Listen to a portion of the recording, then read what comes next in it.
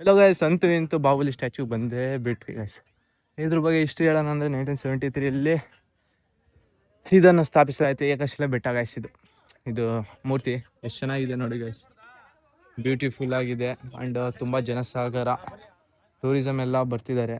ಅಲ್ಲಿ ನೋಡಿ, ಅಲ್ಲಿ ಏನೋ ಇದೆ ಹಿಸ್ಟರಿ. ಸೊ ಮ್ಯೂಸಿಯಮ್ ಆಗಿರಬೇಕು ಗೈಸ್ ಅದು. ಆ್ಯಂಡ್ ಕಲ್ಲು ನೋಡಿ ತುಂಬ ಚೆನ್ನಾಗಿದೆ. ಆ್ಯಂಡ್ ಮೇಲೆ ಹೋಗೋಣ ಬನ್ನಿ ಗೈಸ್ ಹೇಗಿರುತ್ತಂತ. ಬ್ಯೂಟಿಫುಲ್ ಇದಾವೆ ಗೈಸ್. ಆ್ಯಂಡ್ 2 ಆನೆಗಳಿದ್ದಾವೆ ಅಕ್ಕಪಕ್ಕ, ತುಂಬ ಚೆನ್ನಾಗಿದ್ದಾವೆ.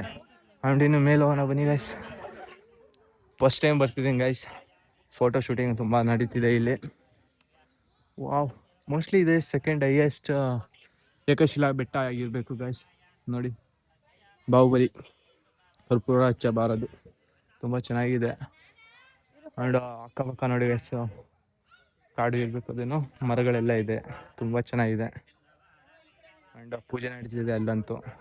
ತೋರಿಸ್ತೀನಿ ಇಲ್ಲಿನ ಔಟ್ ಸೈಡ್ ವ್ಯೂ ನೋಡಿ ಗೈಸ್, ಎಷ್ಟು ಚೆನ್ನಾಗಿದೆ ಗೈಸ್. ಇಲ್ಲಂತೂ ಒಂದು ಟೆಂಪಲ್ ಇಲ್ಲ, ಅಂದರೆ ಗೋಪುರ ಇಂಥದ್ದು ಇಲ್ಲ ಗೈಸ್.